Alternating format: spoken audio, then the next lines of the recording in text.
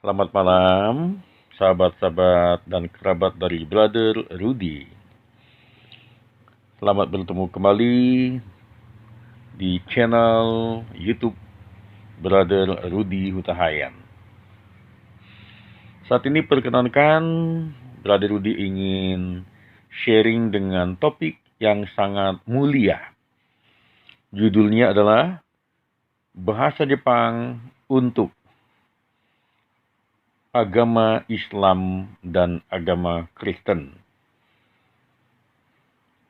Pertama-tama, sebelum kita menyampaikan tentang bahasa Jepang untuk umat Islam dan umat Kristen,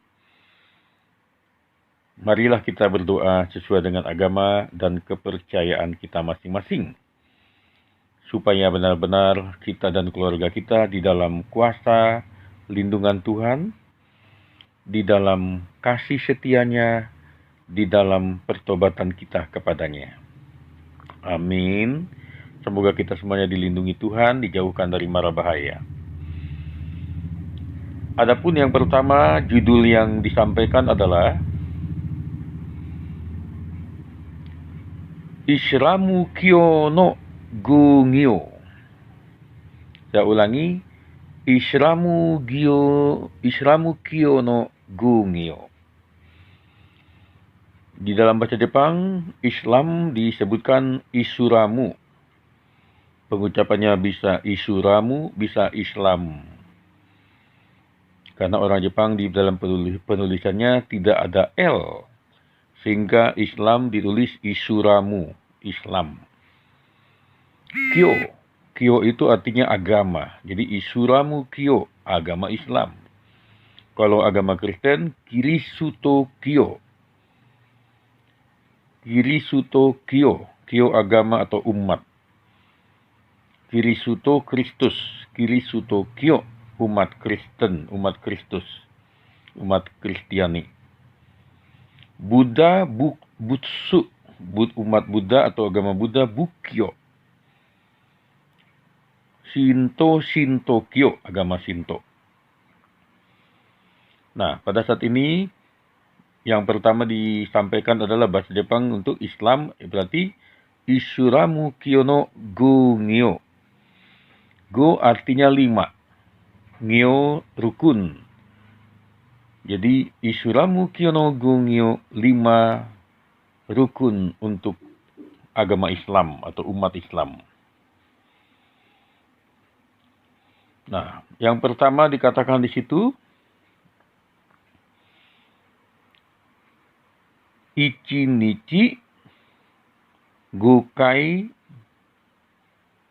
Reihai.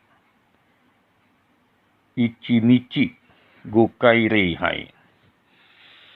Jadi dikatakan sebelum itu untuk umat Islam dulu ya, berarti yang diambil adalah Shinko no Kokuhaku.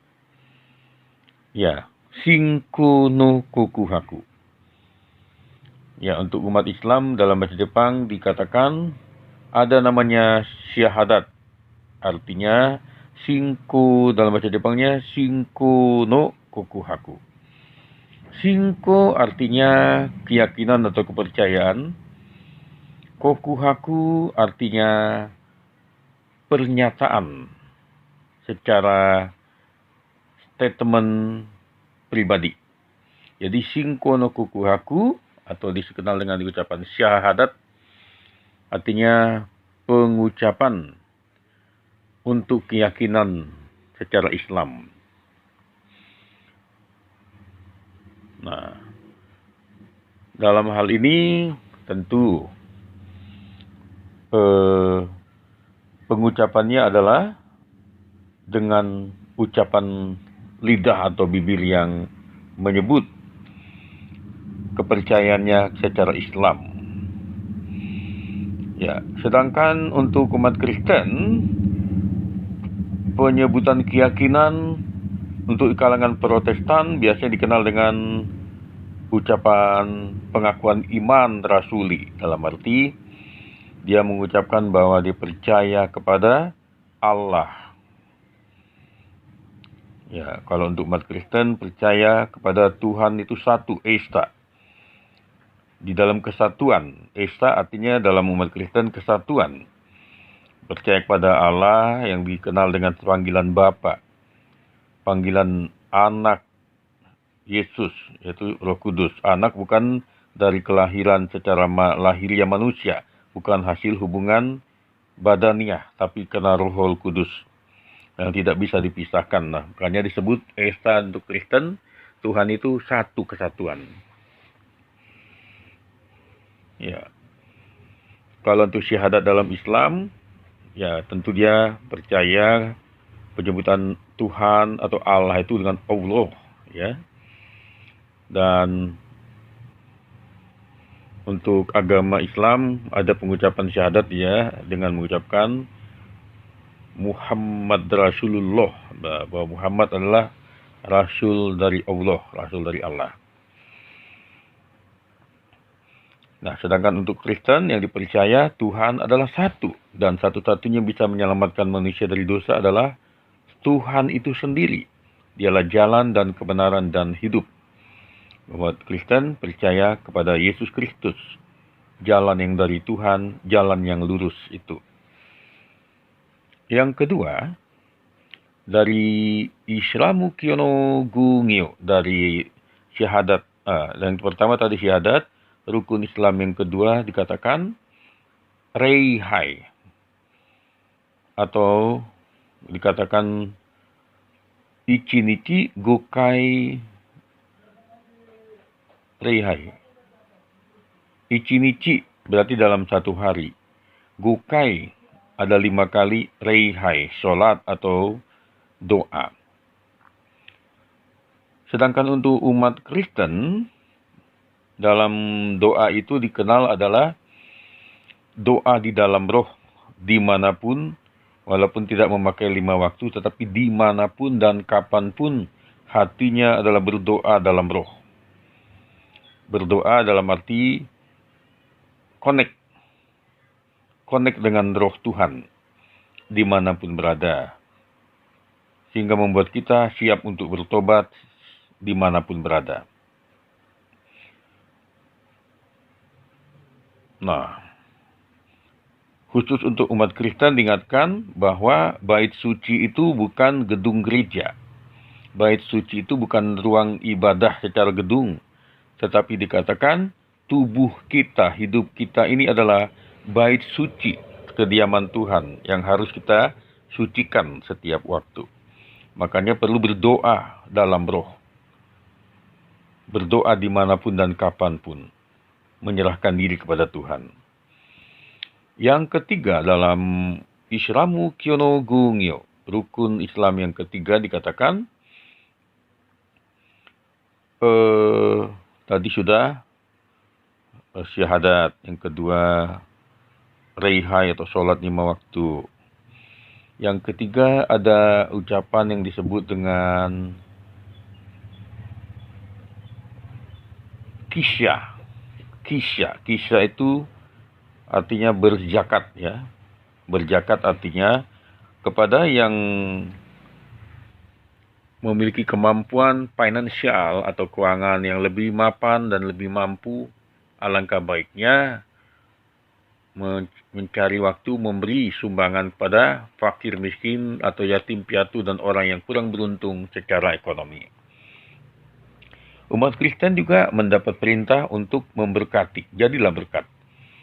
Apapun kelebihanmu, jadikan itu berkat. Jadikan itu jalan memberkati. Jangan sombong. Orang yang punya uang adalah titipan Tuhan untuk menjadi berkat. Ketika dia sombong, ketika dia memberi, tetapi jadi membangkit-bangkit, itu adalah dosa yang dibenci oleh Tuhan. Kalau kita menyumbang, bukan kita jadikan memperalat untuk menguasai, baik di dalam keluarga, baik di dalam organisasi, baik di dalam tempat ibadah. Tapi jadikan itu persembahan, dan yang dipersembahkan adalah persembahan hati kita. Ibadah yang sejati itu adalah mempersembahkan tubuh kita. Yang keempat, untuk rukun Islam yang keempat, tadi Islamu Kyono Gongyo. Nah, dikatakan tadi dangjiki, puasa. Dangjiki adalah puasa. Jadi puasa penuh. Sedangkan yang kelima adalah pengadaan pergi untuk beribadah ke tempat suci, di mana dikatakan kita perlu memberikan waktu untuk beribadah ke tempat suci. Sekali lagi, kalau untuk umat Islam biasanya ada waktu direncanakan untuk ke tempat suci, misalnya bisa itu ke Mekah ya bagi umat Islam ya, ibadah haji, umroh dan sebagainya. Sedangkan kalau umat Kristen memang tidak diharuskan pergi ke tempat agama Yahudi atau umat Kristen, tidak perlu harus ke sana, tetapi dimanapun berada, ingat tubuhmu adalah bait suci Allah, tempat Allah tinggal di dalammu. Yang penting adalah pertobatan kita. Pertobatan itu siap menyiapkan kita kapanpun Tuhan panggil. Biarlah ini menjadi bagian dari menolong kita mendekatkan diri kepada Tuhan. Bahasa Jepang untuk umat Islam dan umat Kristen membuat kita semakin menambah wawasan keimanan dan juga ketakwaan kepada Tuhan. Akhir kata, saya akan menutup dengan ucapan Shu no shukufuku ga gozaimasu yoni, artinya semoga Tuhan memberkati. Amin.